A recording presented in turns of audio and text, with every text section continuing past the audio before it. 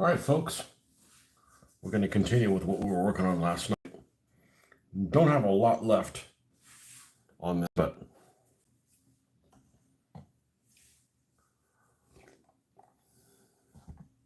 I'm going to clean up some of these colors before we go and give this thing a wash.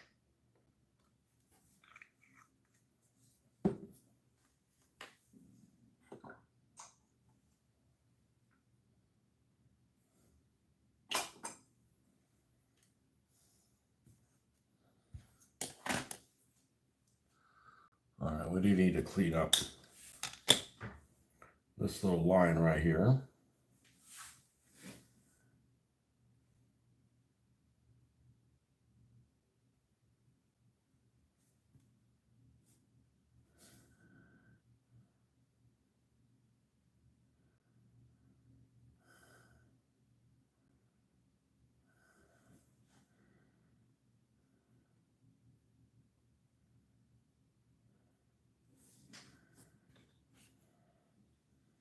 That little line there.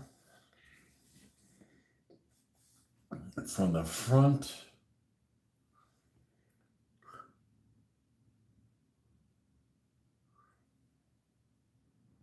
There's a line that goes from the center.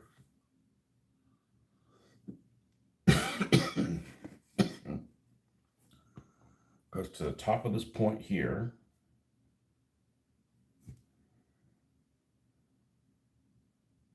It goes diagonal. And it goes to the midpoint, which is here.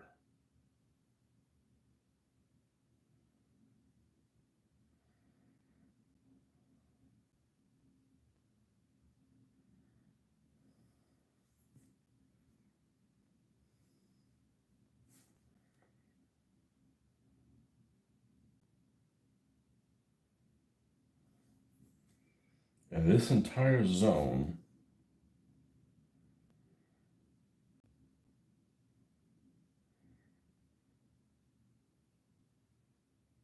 is going to be this color.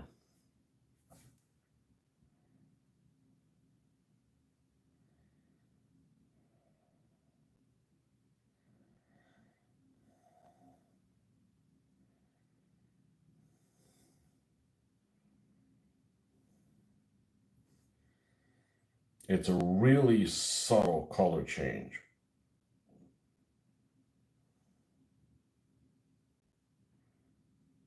I was reading some of the documentation last night, and they said that sometimes you can't even tell. It looks like this color is omitted, and that's because tonally, it is very similar color to the Portland stone. Good morning. PFE mapping. That mean you're into maps?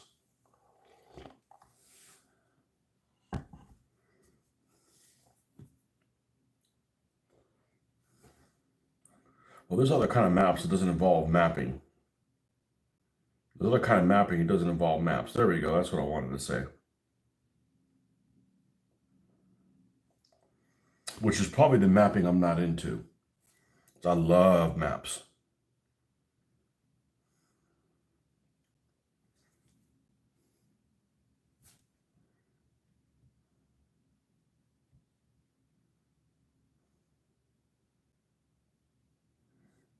Okay.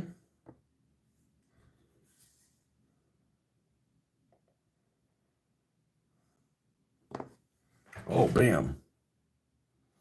Is that a tank? Yes, it is. Aussie, mate, you're back.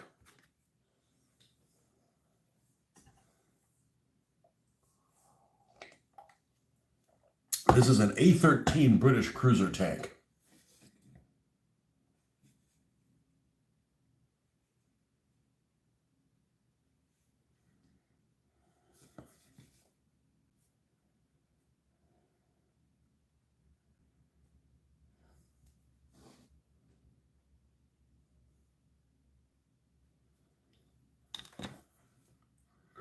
That's what she is.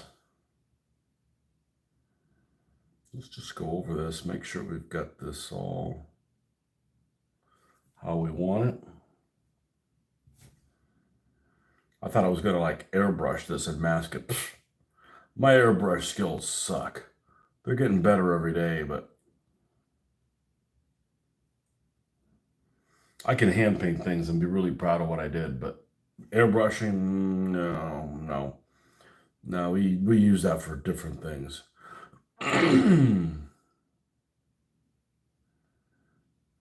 Better than a lot of people. That's not saying anything. I don't make a mess. It would be a British cruiser. What would it be called? It would be a Mark. It is a A13 Mark II cruiser tank Mark 4A. There's a mouthful. Is it A13 Mark II? It's basically the latest version of the A13 that was used in the desert. And this is actually a print that I didn't have them make it, but I provided the catalyst for make this thing so I can paint it. And I bought 4 of them. So this is the first of the 4. Do I have any main battle tanks or just early World War II? Well, I have all kinds of World War II, but only World War II. I don't do modern, and I don't do modern of that stuff. Main battle tanks. That's a MBT is like, I guess that'd be like 1960s. No, I don't do modern stuff. Just it doesn't interest me. I can't be into everything. So, all right. And it looks like this line that goes across the top does not have slate gray. Really need to call this Western Approaches green. It's almost Western Approaches green. Does it have remote control? Oh, no. Am I building an army? I am. Well, not really an army, but... And I can't show you a picture of it because it's on my phone. I'm filming on my phone, but I just took a picture of where I am so far on the desert stuff anyways. And we got quite a bit. Really struggled with trying to find a good place to take a picture of them with the lighting. Usually that's outside. I've been trying for several days to try to get some photos outside. Just haven't been able to make it home early enough from work. I did yesterday set everything up and the photos were less than stellar. So I went inside here, layout, and I got better photos inside the house with the lighting inside the house on the terrain mat that I did outside. And I used the terrain mat outside too, but it was a bit lackluster.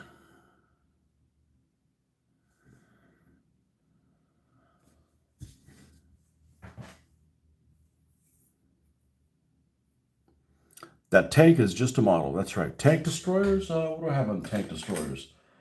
I have a Hellcat. I have a Hellcat painted. I have an M10 unpainted. Look, M10. I have 2 more M10s that I picked up in Gibraltar. And yes, I do mean Gibraltar. When we were there recently.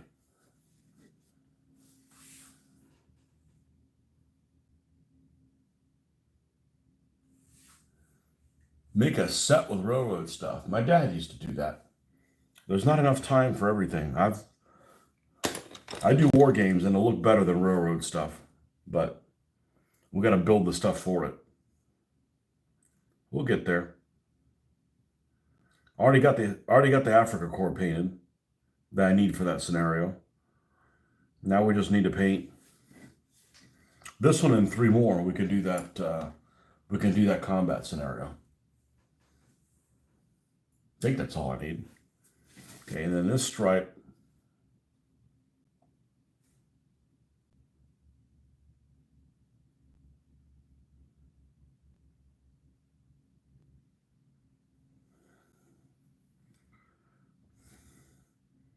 But I build these for the heck of it, and with the intention of playing war games with them.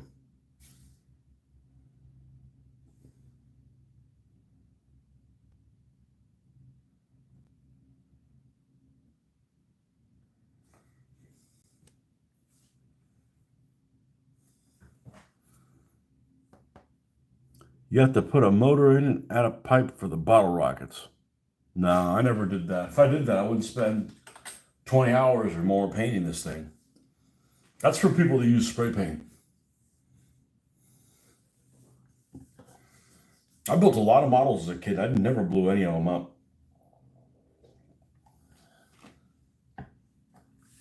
That's when you get frustrated. I can't glue these small pieces. Let's blow it up.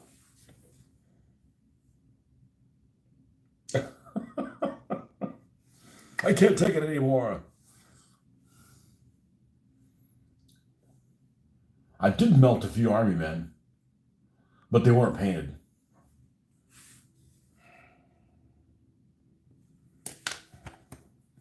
Hey, I value my time.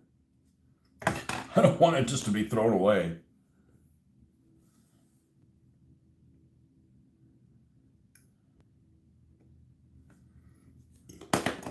This is a 3D print. Still needing some assembly, but it's 3D printed. And I did not 3D print it. I am not a 3D printer. That's a hobby within a hobby. All right, let's clean up some of these, of the lines with the slate, which is the darker color.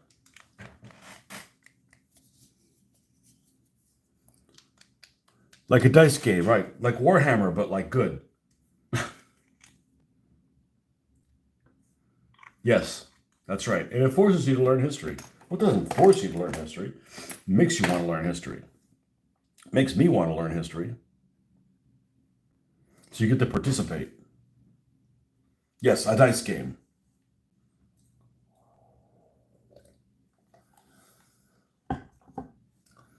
See, before Warhammer, people don't know this, but before Warhammer, there wasn't just, hey, do you play this? Because it was like, oh, do you play war games? Yes. Which one? Because there was like a ton. Not like, there can only be one.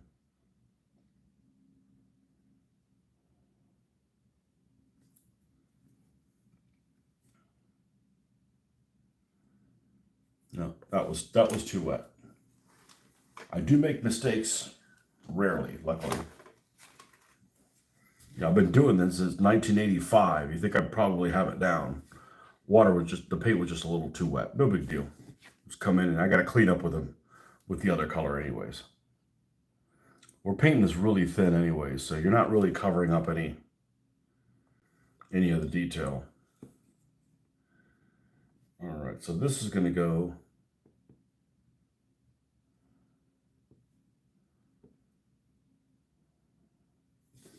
Let's make sure that's the case in this.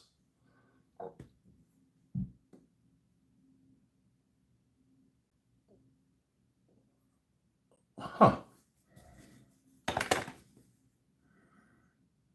All right, we'll just do it like this then.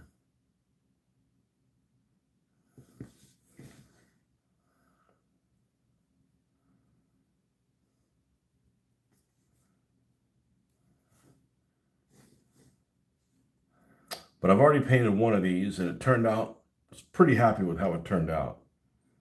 So we know we're on the right track.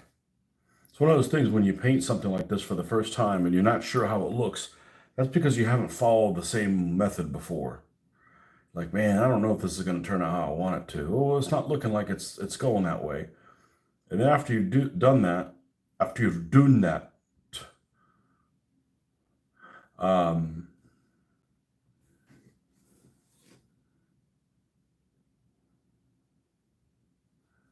you realize that it is sometimes not going to look like you're doing it correctly when in fact you're going to be happy with the results.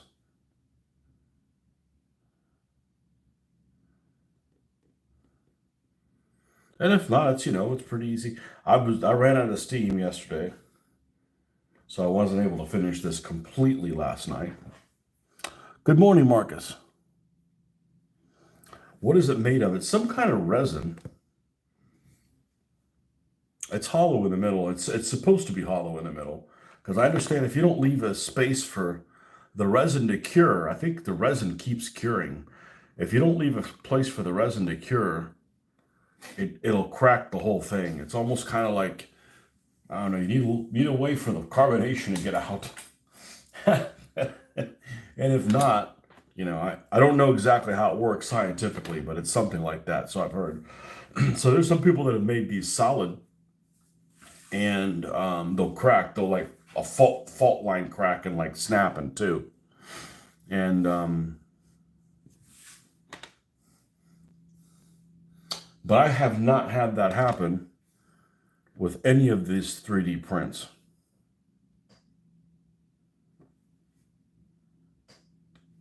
But I have heard of some other people having that issue, especially when it's somebody who's new to 3D printing or someone that is used to coming from, there's one company I can think of in particular that makes their own models and has just started doing 3D printing relatively new, and they've had a lot of issues with that.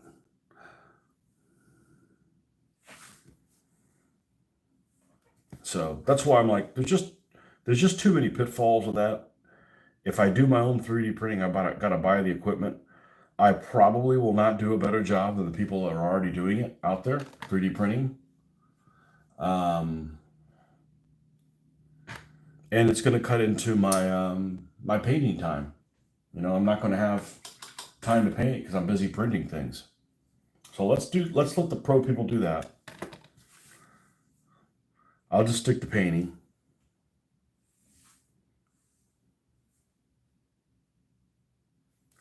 Because the last thing I need in a hobby is for it to be frustrating.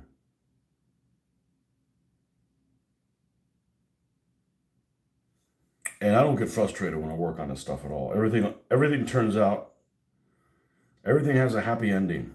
What? What kind of hobby is that? No, it's not what you think. everything, everything has a happy ending here.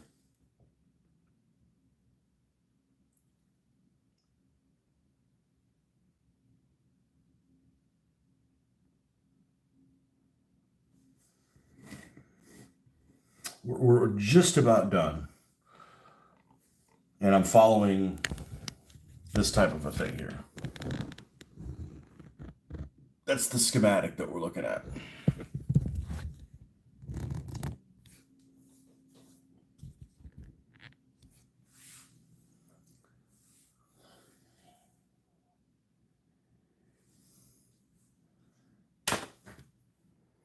Now, one thing I don't like about this counter scheme, the thing I dislike the most about this counter scheme is, like many things that you may or may not be aware of, well, you're probably not aware of it, or at least you wouldn't be initially, just like I wasn't initially, is that a lot of these things that have these really complex painting designs are formulated in a certain way to have the certain stripes or colors or what have you in a certain place. So in other words, it's not like, hey, have these 3 colors, have fun with it, make lines. No, like they're supposed to be a certain way. So technically, if this is the paint scheme for the A13 Caunter, any A13s I would have would look exactly the same or look as close to this as possible. And that's the case. Good morning, Barnes. And that's the case with a lot of things that you may not be aware of. I have a model of a Spitfire Mark I, right? The plane that everybody likes. Everybody likes Spitfire, except that one guy on the internet. I literally mean one guy on the internet. He said he did not like the Spitfire. Contrarian. Anyhow, so it's a popular plane. And it's in the scheme that it had over Battle of Britain, which is basically a tan and a dark green, for lack of a better word. And splotch, maybe that's not correct, but that's what we always called splotch. He's been sacked. Yeah. He's been sacked by the people that have been doing the sacking by the other. Yeah, exactly. Hey, just being a contrarian, like, oh, I don't want to be part of the crowd. I want to be the leader of the opposition. Yeah, but that opposing viewpoint is retarded. I said, yeah, but I want to be the leader of it. Okay. Anyhow, the Spitfire Mark during Battle of Britain had those 2 colors. And You know, the dark, everybody knows what that looks like. I mean, unless you don't know what the hell a Spitfire looks like. You know, two colors. I'm just grab two really quick, like this. Okay, I don't know how the lighting is in here. Let's kill this. Okay, more or less, these are the two colors. They're not, here's these two colors, and paint them however the hell you want, about equal to both. It's literally, they had like these masks, and there was an A pattern and a B pattern, and all the Spitfires were either A's or B's. So, you know, if you have 3 Spitfires, you're going to have one of them. If you paint one in an A pattern and one in a B pattern, you got to paint the other one in A or B. I mean, if you're being realistic, and I'm not super anal retentive, but you know, when you start painting things however you want, you're like, man, why does no plane look like mine? Well, because they follow a pattern. So a lot of things are that way. U.S. Navy destroyers in the Second World War in 1944, they had that dazzle paint scheme. They all followed the same thing. So if you had a Fletcher class destroyer that was, you know, I don't know, the Johnston or something like that, and you had another one that was, you know, called something else, and they were both in that paint scheme, the both paint schemes, the stripes would go on the right, you know, in the right place, the right, you know, there's a little bit of human error fudging, you know.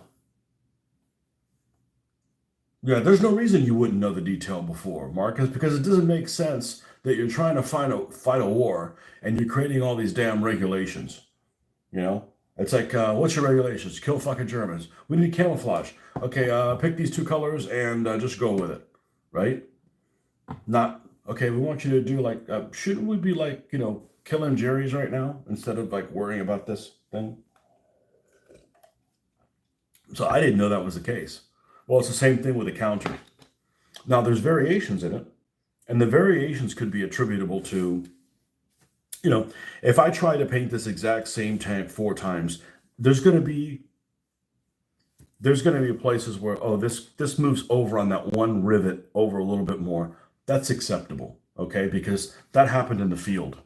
Literally, these were supposedly like take the drawing, make the lines with chalk on the tank, and then paint it with, you know, hand paint it with enamel paints. You're going to have freaking errors, or you're going to have, you know, variations a little bit.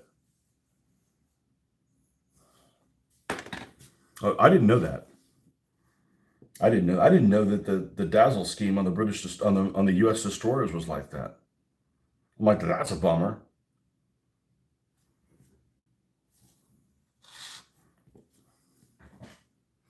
Curious, the cloud patterns for the British and North Africa and Europe also the same? I don't know. I don't know. For the cloud patterns for Europe?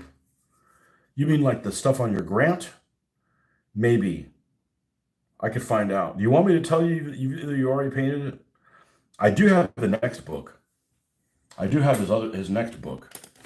I was gonna buy all of them, but man, the shipping was a raping. And I can only think it's gonna get worse. I got stuff laying on it right now. I have stuff that doesn't weigh anything laying on it.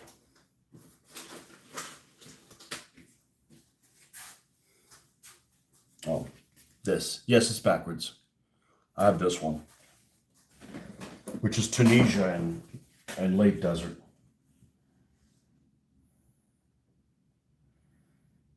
The good news is the color swatches match up with the paints. It's those two colors. I mean, I painted this before I had this. This guy's supposedly God's gift to these paint schemes for the British. I've gone on all kinds of modeling sites. They mention, oh, you got to get his books. You got to get his books. All right.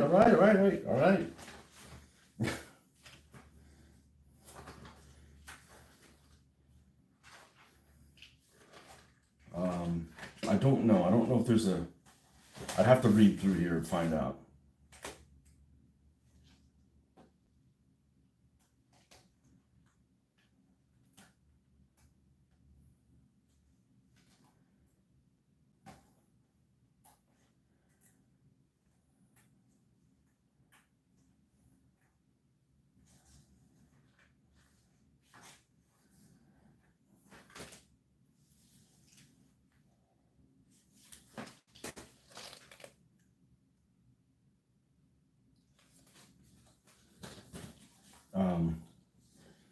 I just don't want to like paint a bunch of stuff and then go, let's see what he says in the book.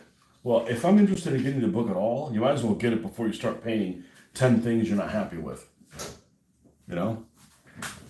Like if you just say, screw that guy, I'm going to paint it however I want, fair point, right? But if you're eventually going to say, oh, let's see what he has to say, you better figure it out before you end up painting a bunch of 12 things wrong. You're going to be upset with it. That's all I'm saying.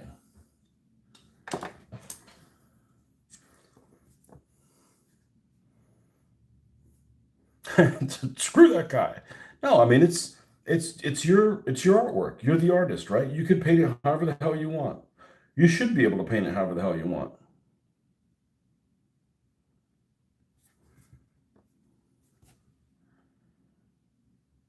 But what I'm gonna if I'm gonna paint something, I'd like to have like all the facts in hands, all the facts in hand before I make a decision, so that I don't have to re-choose my choice.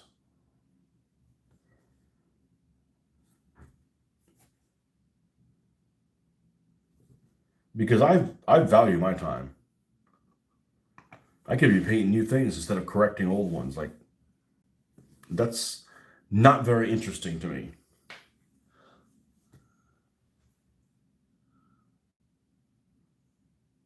Okay, it does look like there's a wee gap.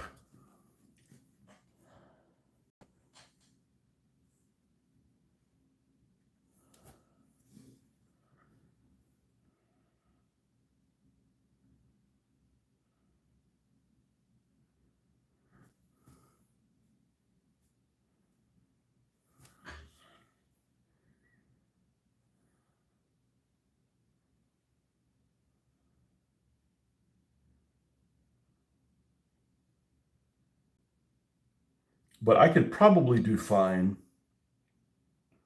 painting this without these books.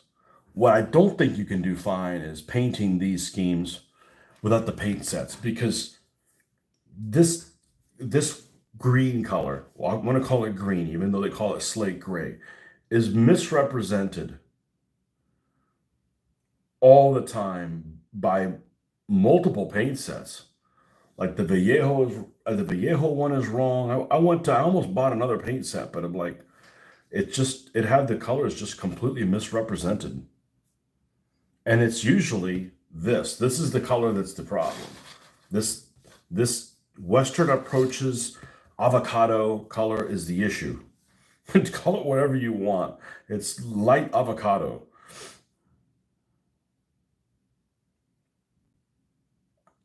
I've literally had a back and forth with somebody because they're like, "Oh, that color must be wrong. Why?" Well, it's not light blue. It was light blue. Well, it is in a museum. Well, the museum has it wrong. I say, you know what? Just fucking paint it light blue if that's what you want, right? Paint it purple. You want to paint it pink? Paint it pink. You know, I'd like to paint it as correct as I can get it. If you want to paint it however the hell you want, paint it however the hell you want, man. I don't care.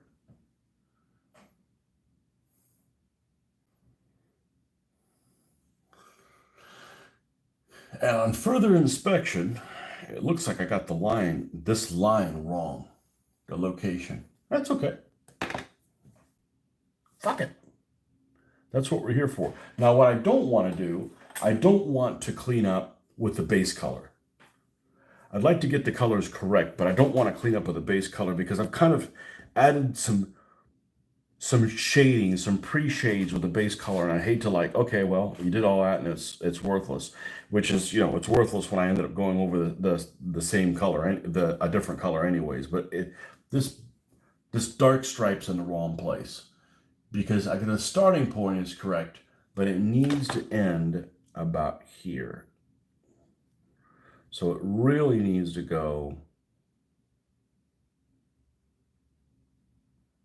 And the first one of these I tried doing with an airbrush, and it's more trouble than it's worth. For me, anyways.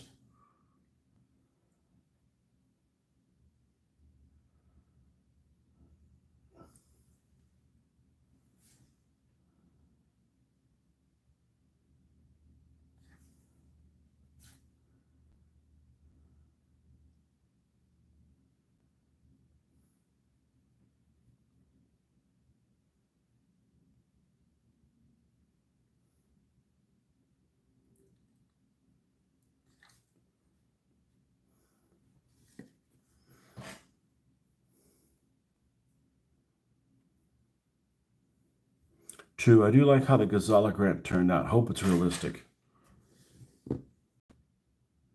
Well, you know, you just have to be happy with it. Screw everybody else.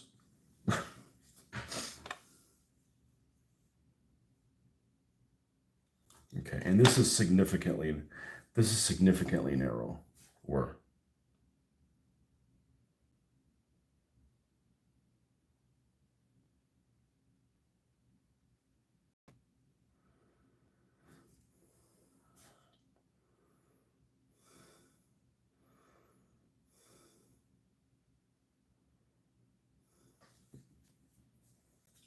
Gazala Grant. That sounds like a nickname for some cowboy. We're gonna go hunt some coyotes with Gazala Grant and Pistol Pete.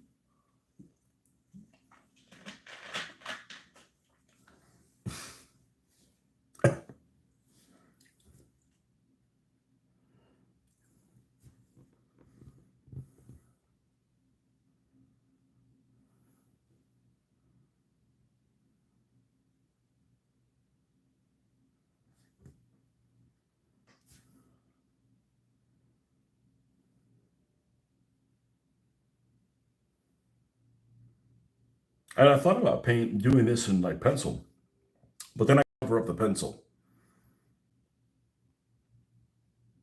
And this isn't a problem correcting this. Then I'd have to do it 3 times.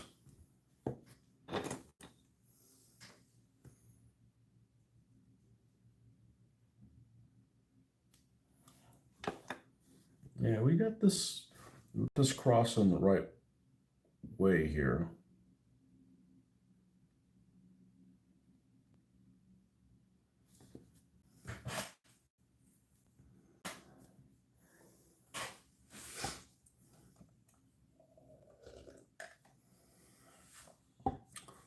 Now I may turn around.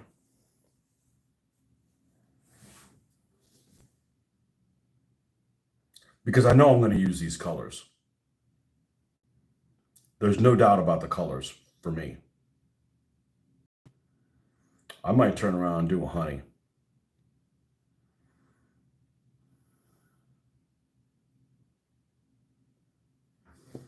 Meaning, you know, before I finish this one, do exactly this to honey and then wash them and then do them at the same time. But more than likely, I'll probably wash this one and then go while the wash is drying, go and start another one.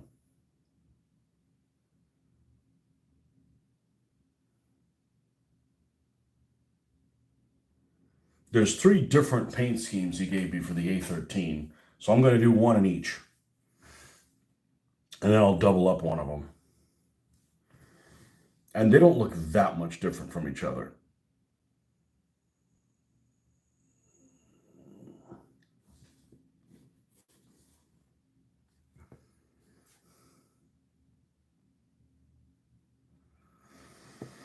And we're going to weather over this. So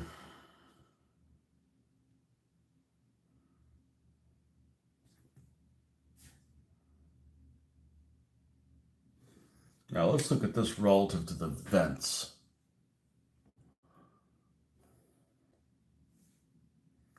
That looks about right.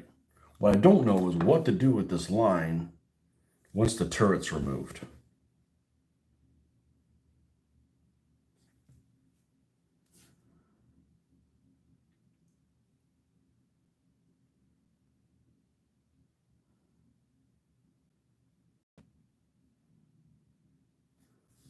I think I'm just going to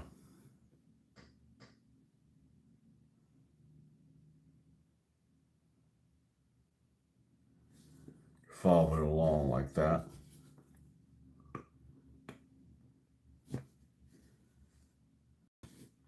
You know, if the turret's turned like this, what do you do with this bloody line?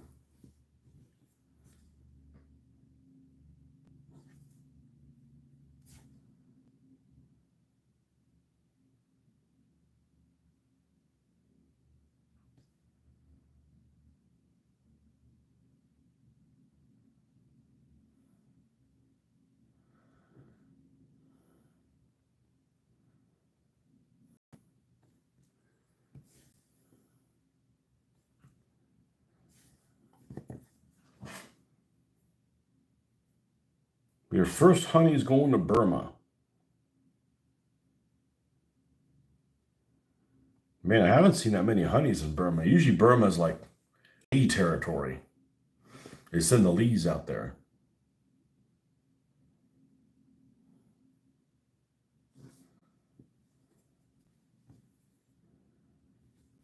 Now, this line,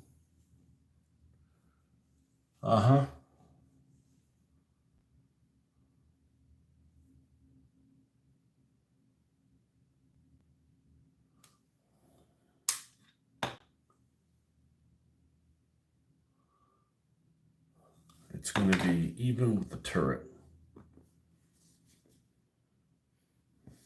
Yeah, but it's going to be...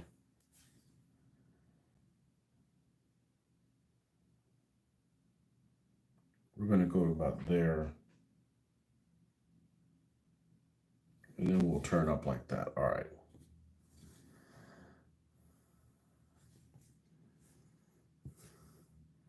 Only thing I don't like about Burma is I've seen some photos of the pictures of the tanks painted, and they're like almost like a uniform color. Zach does packs. I'm up early. Well, I'm up at the early. I'm up at the time I always get up. You know, I get up for me. I don't get up to go to work. And I'll be on at the same time tomorrow.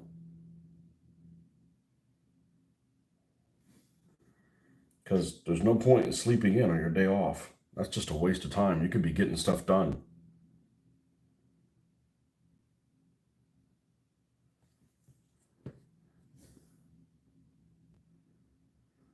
I get up and do what I want to do.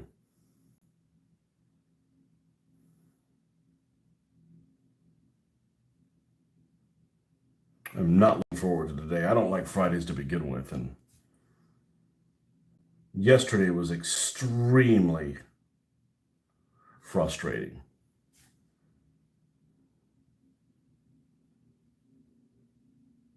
And it shouldn't have been.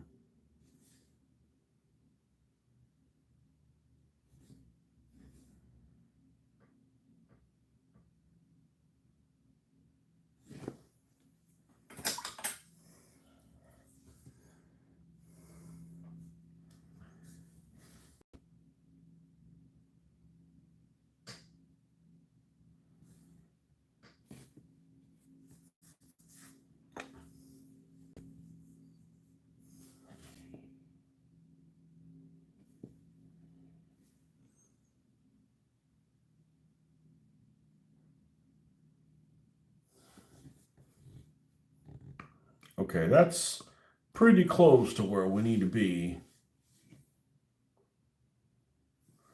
before washing it.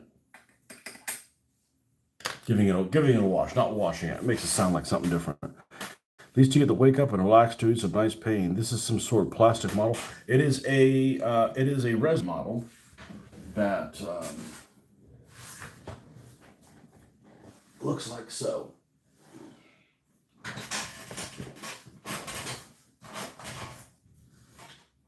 And hopefully it will look like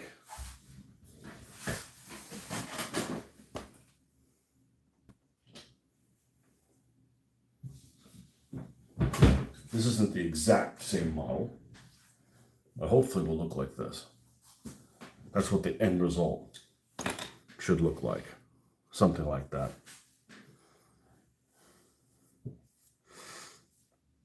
Using the same methods that we did here.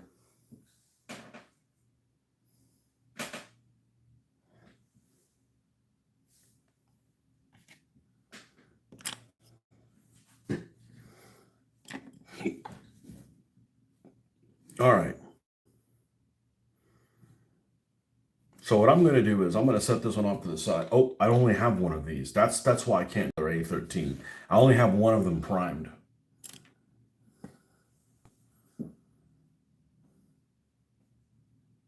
I do not print them. They get printed by a company called Iron Horse Collectibles. They're here in the United States. If you're looking for a printer in the United States, in Europe they have a whole bunch of them, but they're printed in resin, 4K or 8K resin. I forget which one it is. They have a minimum amount of assembly. If they had more assembly, I'd be okay with it as well.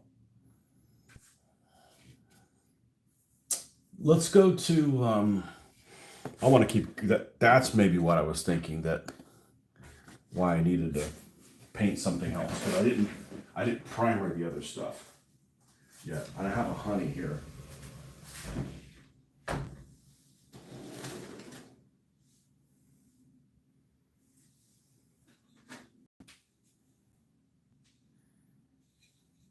Well, you know what I'm going to do? No, of course you don't. I'm going to tell you. I'm going to tell you something. Because this one's already done. We're going to paint this Valentine. So this is what it looks like. This is an overall color. It's got a dark wash on it. This is a Val, a Mark I Val. So what we're going to do is, if I remember correctly how I did this, this is in light stone. It's going to be overall light stone. And we did the wash, which some people think, oh, it's just too dark looking. Well, yes and no. I've done it when it's got a strong tone wash over it. And we're going to take dark sand, and that is what we're going to dry brush over. Let's make sure it's dark sand and not buff. I have a friend who's working on getting resin printing business going himself. He prints in 12K resins, also does a lot of filament printing as well. I don't see a whole lot of point in, I don't really know what the purpose of each one of them is, but I don't see a whole lot of point in doing filament. Now, maybe you have to do filament if you're doing like buildings, but if you can avoid seeing the lines, because they're going to pop up on everything that I do, whether I want to or not. So we're going to grab a relatively large paintbrush, or relatively large dry brush.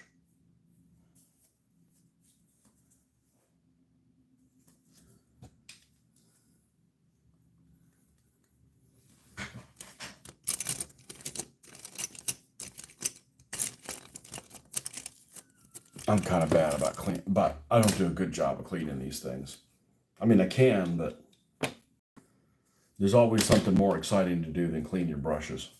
Now this one's actually better than the other ones. All right, let's use the paper towel.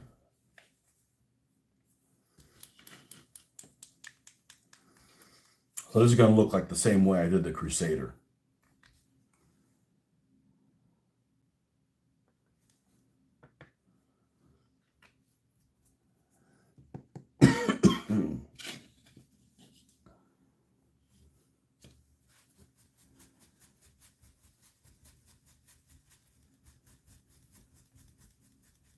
Actually, now that I think about it, what happens if I do, let's see what this light stone looks like.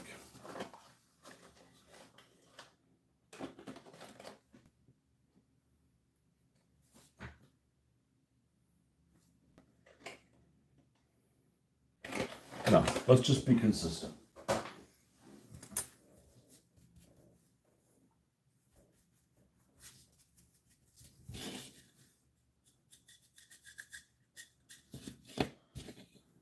Always do the running gear first. And this is going to look sloppy-ish.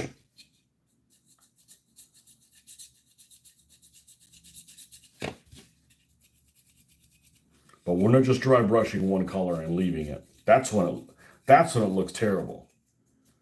This is going to have 4 or 5 layers of color. Line's actually optional as long as you can get your settings right. My buddy's put a lot of time into it with the filament printers, but he's managed to make his prints look nearly die-cast. Yeah, I have some stuff that shows lines, and I'm okay with it. It's not like, oh, this has lines and I'm not going to use it. I would just prefer it not to have any. if possible. But I have some plastic models that you can see the lines. And somebody said that's because they used the masters as a 3D printed one, and then they just cast that way, or they made a mold out of it to injection mold it that way.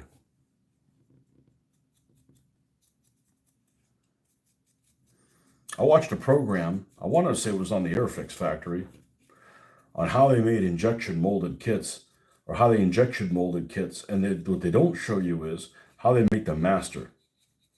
How does somebody make the freaking master to that?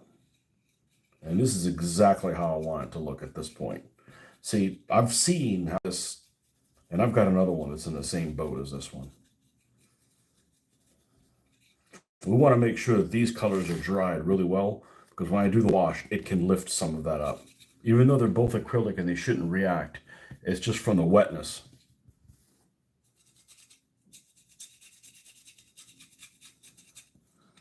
See, in doing this, there's some irregular coloration that's happening by fading the desert, different stuff that's, swirling, damage to the paint, swirling sand, etc.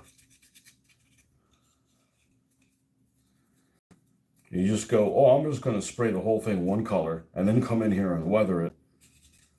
I have a lot better results for what I'm looking for doing it this way.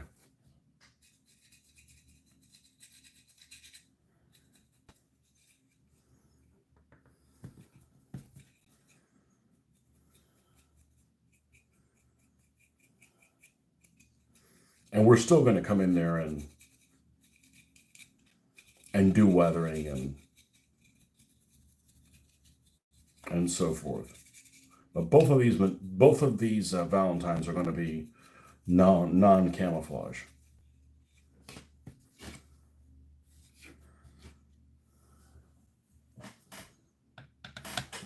Okay, and the turret to the sky.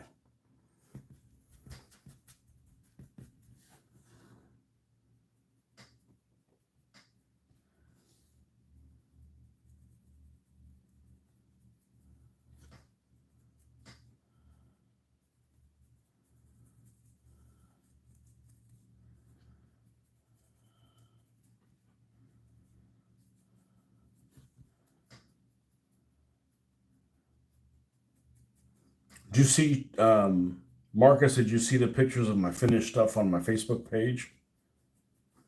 I went and decided to actually take some decent photos. The lighting in my house is better than the lighting outside. I took some better, at least for photos of your tanks. I took some halfway decent photos of what I've finished so far for North Africa last night and uploaded them. So you can see, if you go to my Facebook page, you can see that I've got the British laid out that I've done so far and the Africa Corps that I've done so far. Yeah, but I went outside and the shadows were just, it made everything yellow looking. I mean, I didn't do it at noon. If you're gonna take photos outside, you got to take them at noon. And I didn't do that because I'm at work. So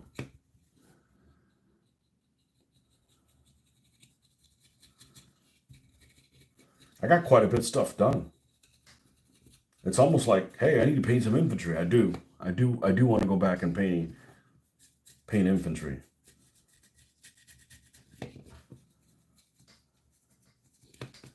But I probably should paint the stuff for this scenario so we can actually play it.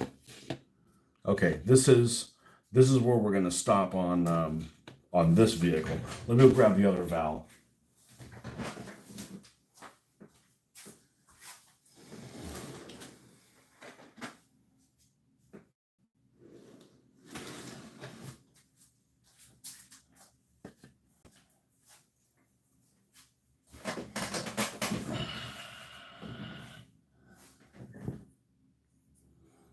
Bunty best vibes. Bunty.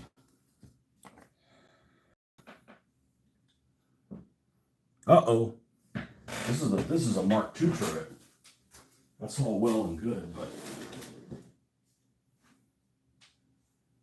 here we go.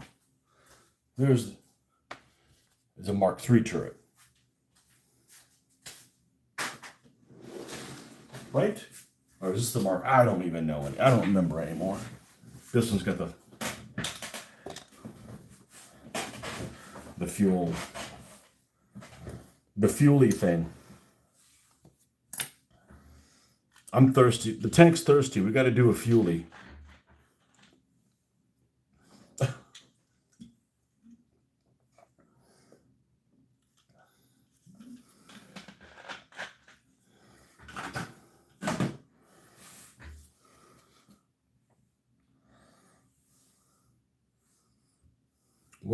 Here we go.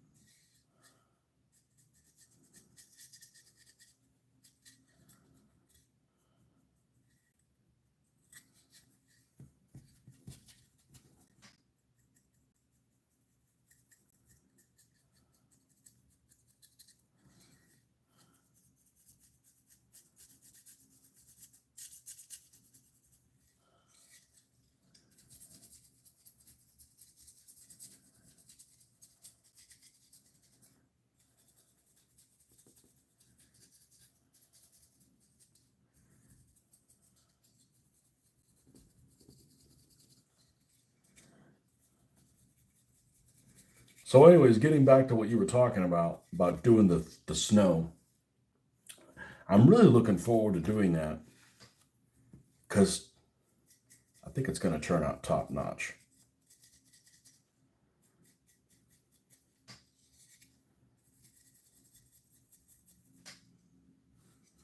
And honestly, I think I'm probably going to do most of it this type of method. Take the base color, whatever it is, give it a wash, and then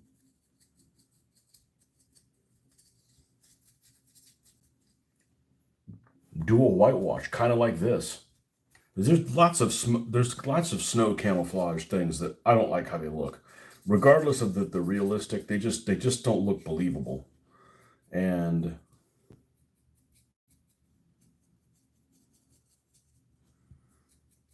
I think something like this would be believable.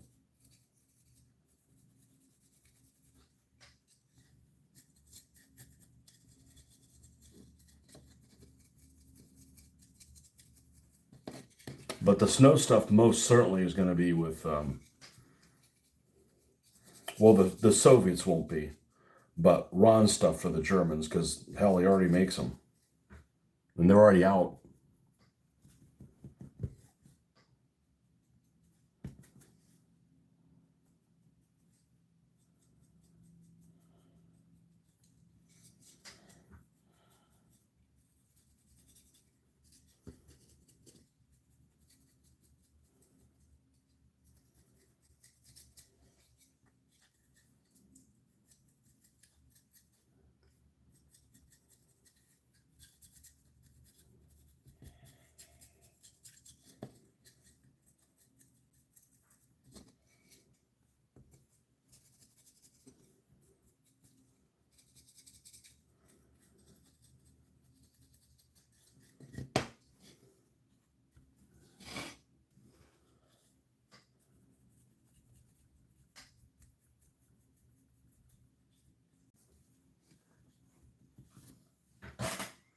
Look forward to seeing. I'm going to go look into some snow effects for bases. I want to do some bases which are mostly earth and have snow blotches. I think that's the way to do it.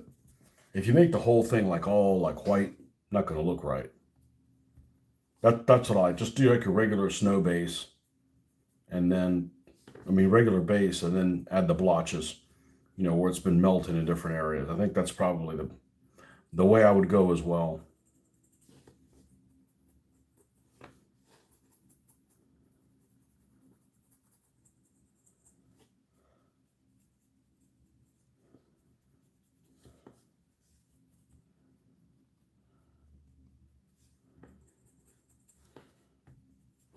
Man, this is a cramped looking turret.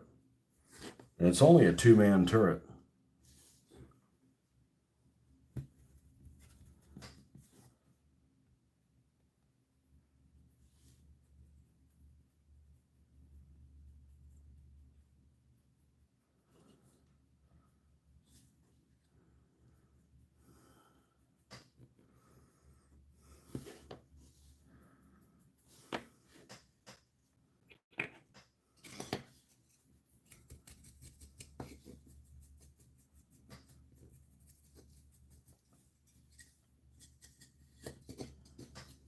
Now, I believe at this point, we do tracks. We do road wheels and tracks, and then we go over everything with light sand, and then we do the drippings and such, if I remember correctly.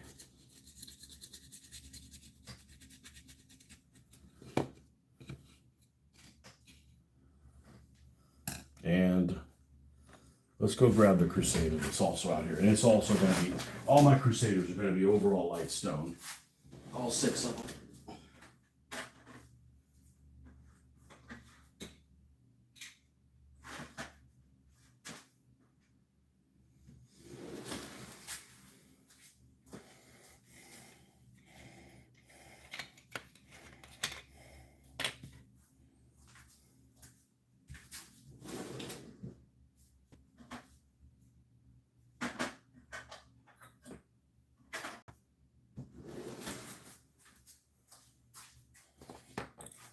Might as well do the Mark III turret for Valentine's also.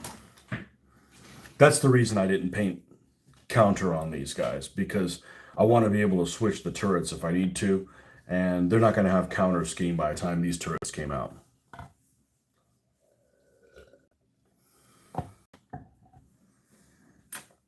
So if I want to do some counter painted Matildas, Matilda's Valentines, I just get more.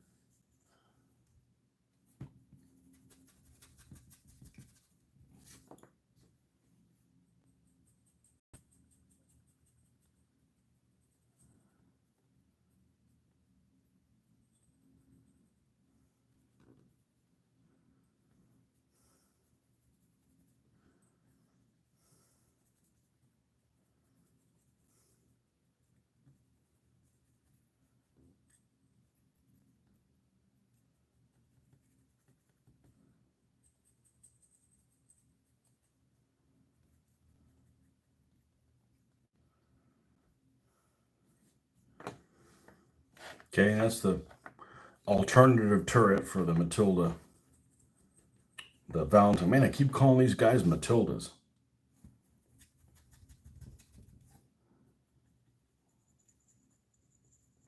Valentine Mark III. All right, let's look at this Crusader.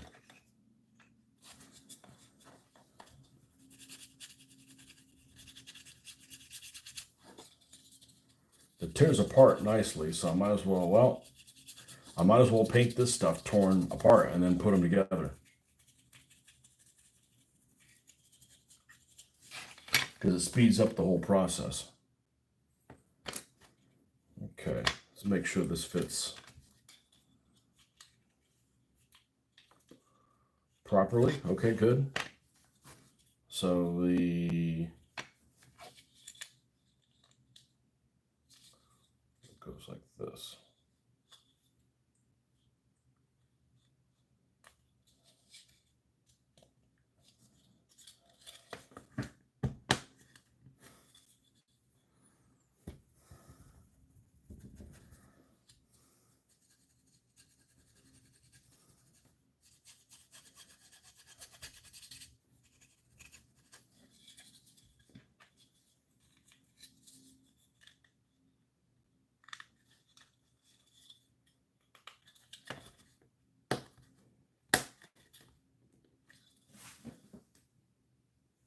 The Crusader is S model, yes.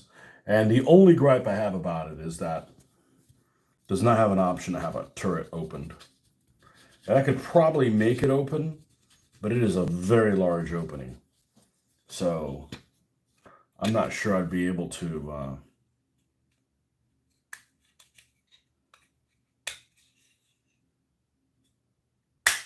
make it so you didn't see inside and it didn't look barren.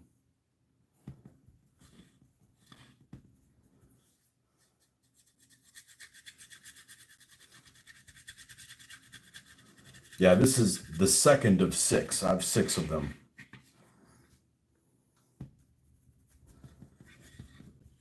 Sounds like I need to get some M1340s, just saying, so you can do the barrel gooby. The dogfight at barrel gooby. There's a guy in England that's selling a pair of M1340s shipped for $21. For, the set, which has 2 of them in there. That's not a bad price. But I don't need to purchase that right now.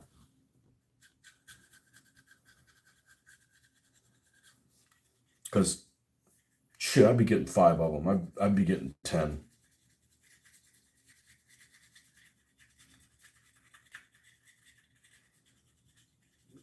Ten M1340s versus 6 Crusaders seems to be about right.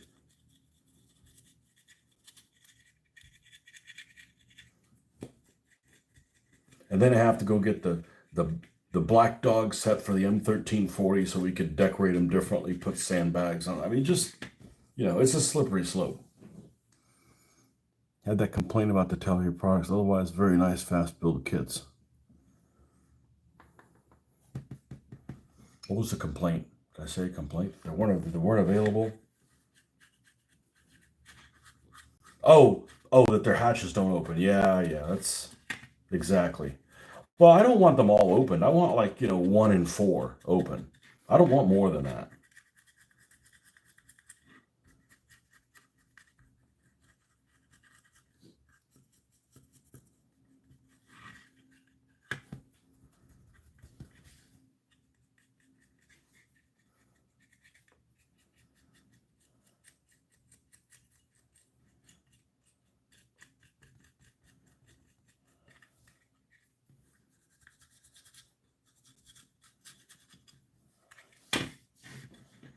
I mean, man, if I just left this like this, which we're not going to do, it'd actually look okay.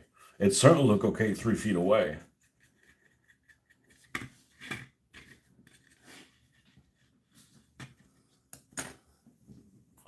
Let's grab some.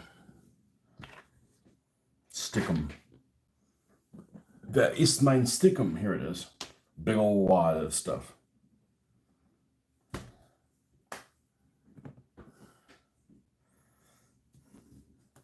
Yeah, I missed out on whenever they released those things.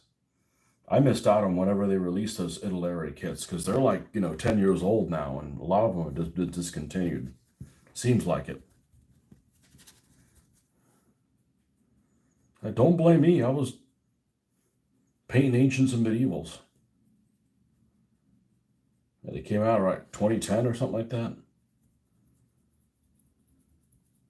2010 was right in the middle of doing 15mm stuff.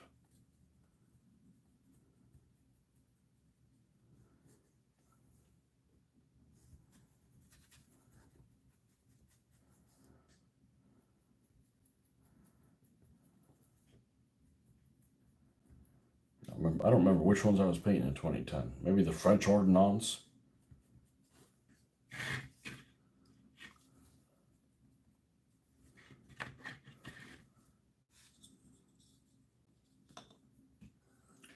All we need is one clippy.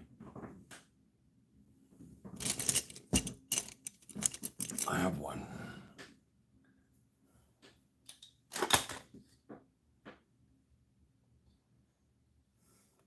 I just read your comment in British. Right.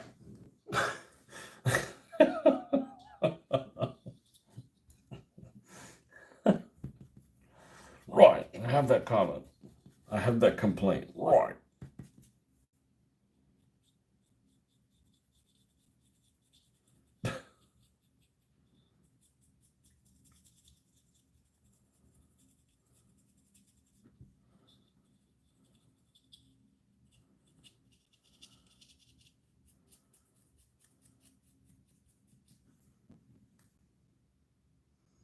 I meant it that way. About that.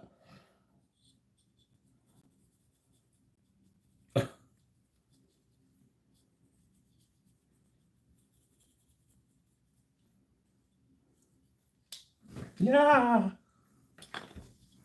That's as high pitch as I go.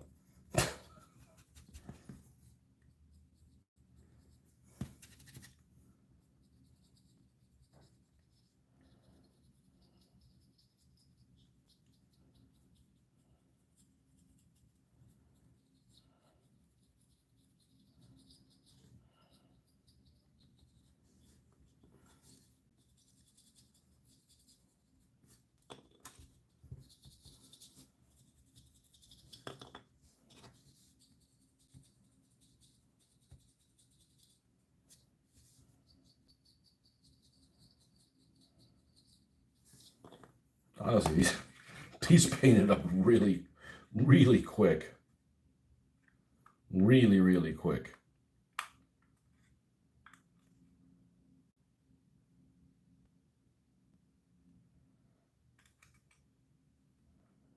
Some bitch. Well, some bitch.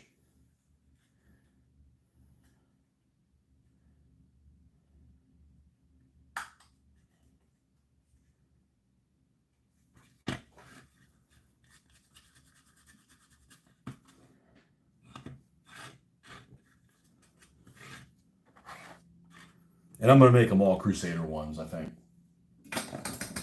Crusaders 2s were, there was a couple of Crusader 2s available, but they're pretty much all Crusader 1s. Crusader 1s that the machine gun didn't work worth a damn.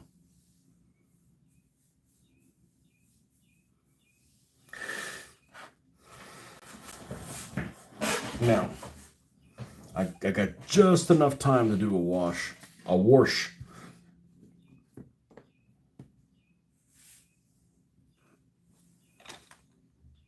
I keep hearing these things. I'd have bad hearing from a kid. I had ear infections when I was a kid. However, my low tones, I hear them all. And anything that's low, I can hear it forever away. And I keep hearing this like, it's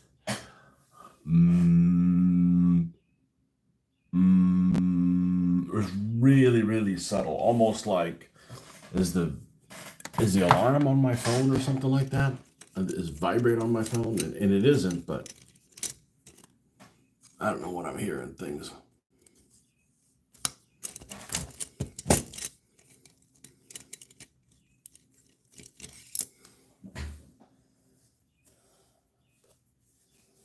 All right, strong tone it is.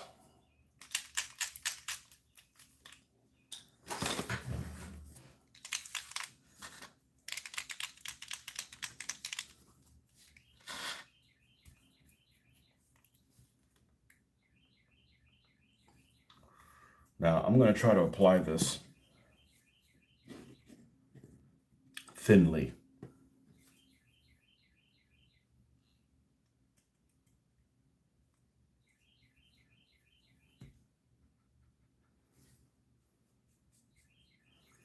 We'll see how this goes.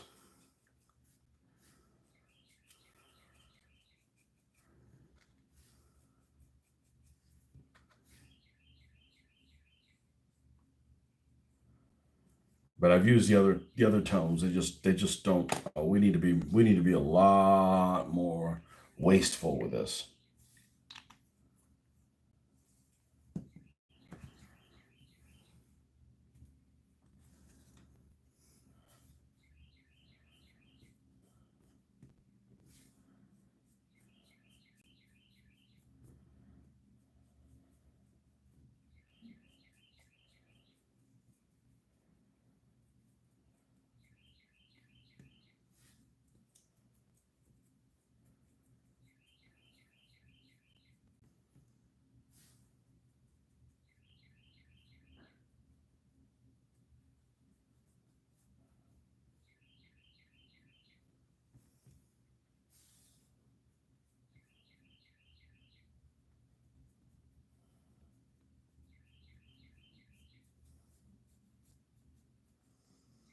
You ever had a group of people that you ever had somebody in your game group of people that like nobody likes?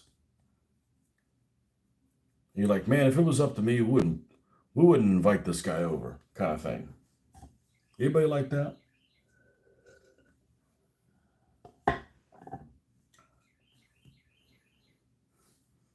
I was just thinking of this one guy that he's not a member of our group, but he's a member of this other place where I know some other ones, and I'm like, man, why'd you have this guy come over? He's always like a fucking problem every time.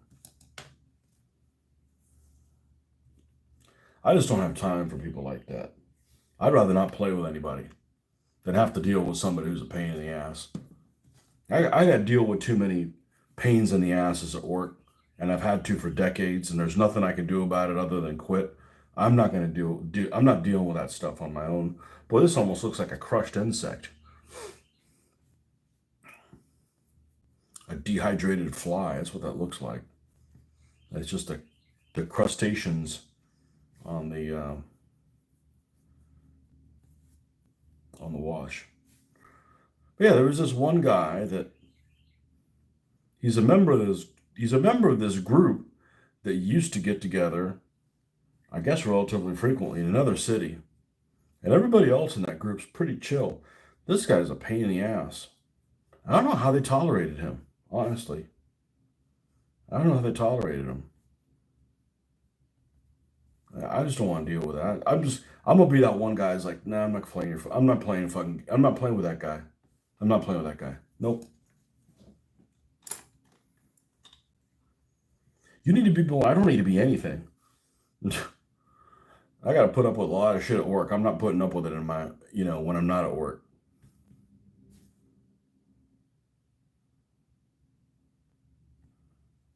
Just like when we ended up going to Gibraltar, we're in these tunnels. Like, you got to wear a hard hat. And the girls were worried about, is there anybody cleaning this hard hat? And I'm worried about, like, I got to wear a hard hat every day. I ain't fucking wearing a fucking hard hat. There were workers in the tunnel that weren't working wearing a hard hat. Why the hell should I wear one? It's just travel. Like, look, you're setting the wrong example. I'm not dealing with bullshit when I'm not at work. Never. Even back at D&D days, all really cool people. Yeah, I wouldn't put up with it. Fuck them.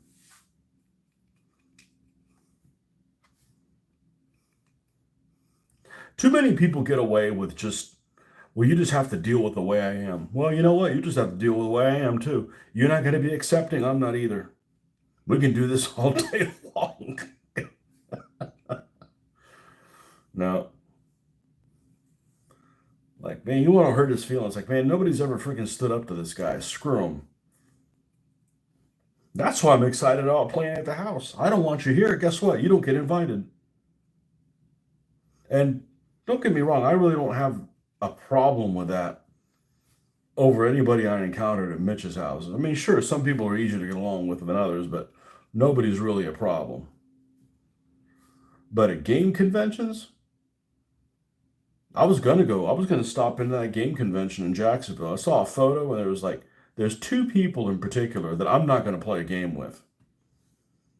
They're sore winners, they're sore losers, they are whiners all the freaking time, and one of them breaks other people's fucking figures. I'm like, I don't want to see these people, and they weren't even my figures.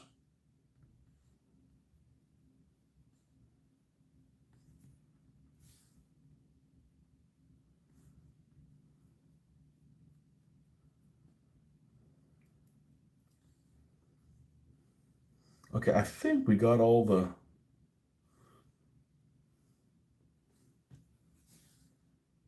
Nope, we didn't.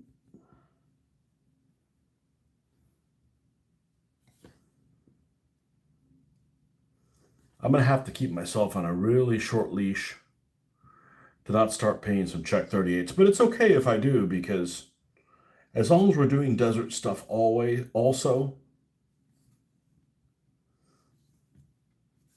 and that's what somebody commented on one of my posts yesterday. They said, "Man, you're getting a lot more stuff done for World War II than you were when you were doing Ancients. I said, well, the difference is when I'm working on Ancients, it's a 3 to 4 month project, and I cannot deviate from it at all, or I run out of time because I got to have them done by a certain time. Like, I'm not going to do that anymore. I'm like, I'm working on desert vehicles. I'll do 2 desert vehicles and then something that's not desert just to mix it up. And it doesn't really matter. It doesn't mess up my timeline or anything.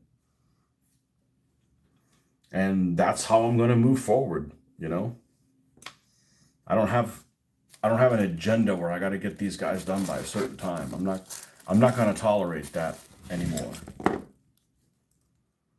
Ooh, okay. We got to get crafty then.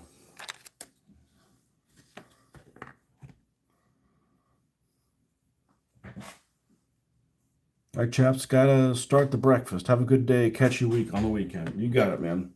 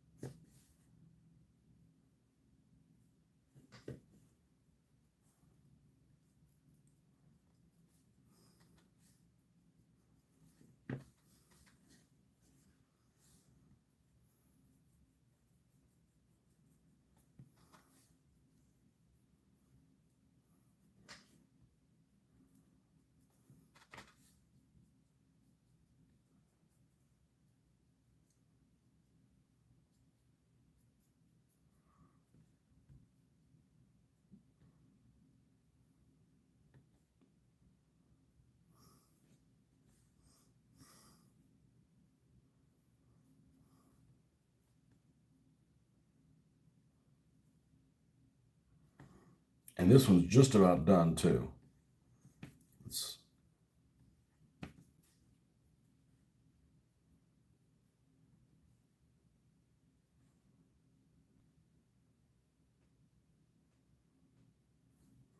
Okay, now this one can dry.